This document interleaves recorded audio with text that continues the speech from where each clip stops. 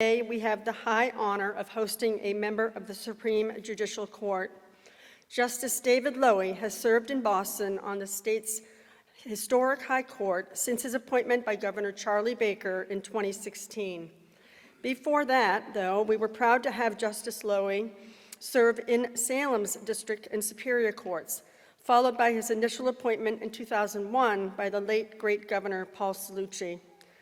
Most relevant for today, though, Justice Lowy began his career in the state's criminal justice system as an assistant district attorney right here in Essex County.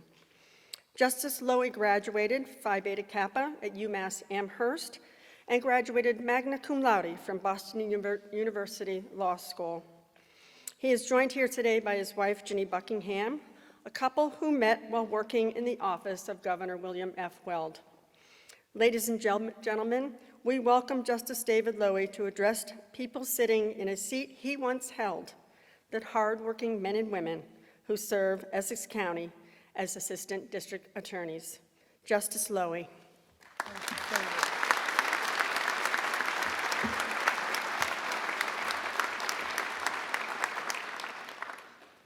In the nation's bicentennial year of 1976, Paul Tucker entered the brand new Salem High School, in which we gather on this important morning to celebrate the inauguration of a newly elected District Attorney of Essex County. As I was preparing for my speech today, I wandered upon the Salem High School website and took note of the school's sublime and aspirational creed. Salem High School is grounded in a culture of high expectations, equity, and access for all. While there was no Salem High School website when Paul and his classmates entered their new school, and there would have been no reason for them to contemplate the connection between our nation's birth certificate, the Declaration of Independence, and the opening of their new high school. There seems to be a juxtaposition that owes more to it than the miracle of chance, that Paul's duty now is to take the Declaration one step further, to fight every day for the principles that all men are not just created equal, but that all men and women stand equal before the bar of justice. For me, it is a surpassing honor to speak about our new district attorney, especially here in Salem. Essex County is my home county. I had the privilege of serving as an assistant under District Attorney Kevin Burke. And the Supreme Judicial Court, on which I now sit, had its first sitting in Salem, Massachusetts, 330 years ago tomorrow, in the wake of the shameful Salem witch trials. Paul, you are about to hold an office that has been held with dignity, honor, and extraordinary ability for as long as my memory can serve.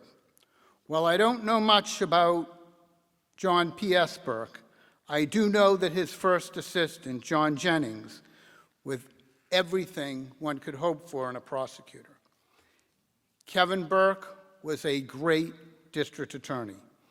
Elected in 1978, he led an office filled with committed, talented, and honorable prosecutors. He was followed by District Attorney Jonathan Blodgett in 2003. District Attorney Blodgett is a courageous, brilliant, and indefatigable leader who has headed an office of incredibly talented assistant district attorneys committed to justice, fairness, and the rule of law. So what is to be said of Paul Tucker's tenure as district attorney many years from now? Perhaps nobody has ever come to the position more ready to serve the 34 cities and towns of Essex County than Paul Tucker. DA-elect Tucker has been a police chief, a legislator, an adjunct college professor. In every position, he has not just thrived, he has soared. Community engagement has been his watchword. As chief of detectives, DA-elect Tucker didn't just give the orders. He was out on the street with the detectives. As a legislator, he served on the Public Safety Committee and the Judiciary Committee with great distinction. He was known as a great listener, an advocate for improved treatment of substance use disorder and mental health challenges, and as a leader in the area of juvenile justice reform. As an adjunct professor for 22 years of criminal justice, DA-elect Tucker inspired a generation of young people to be the best they could be through his instruction, his experience, and his example. I say with confidence that you will not find District Attorney-elect Tucker languishing in his office day in, day out. He will be, like he has always been, out in the community with an ear to the ground, a finger pointing forward, and leading from the front. For you, Assistant District Attorneys being sworn in today, both the freshly minted prosecutor and the grizzled veteran, who today, by your oath, renew your commitment to justice, I suggest that you approach your task not just with vigor and intellectual energy, but also with humility. Humility for the frailties of the human condition.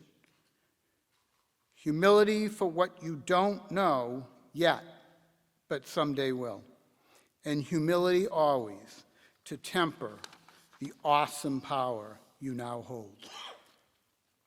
I ask you to combine that humility with compassion. Compassion for the victims of crime, who often come with challenges caused in part by their very victimization. Compassion for law enforcement, whose job gets more difficult with every passing day. And compassion for those caught in the criminal justice system due to challenges sometimes that seem insurmountable and beyond their control. DA-elect Tucker, you and your assistants now have an awesome responsibility. Your role is certainly and importantly to enhance public safety by successfully prosecuting those who break the law. To, as Alan Weingrad said, to vindicate the interests of victims of crime, the individuals, the communities, the organizations harmed either financially, physically, or in more intangible ways by crime. As critical and necessary as this role is, the role of the prosecutor is that and so much more. As a prosecutor, remember first your sacred honor.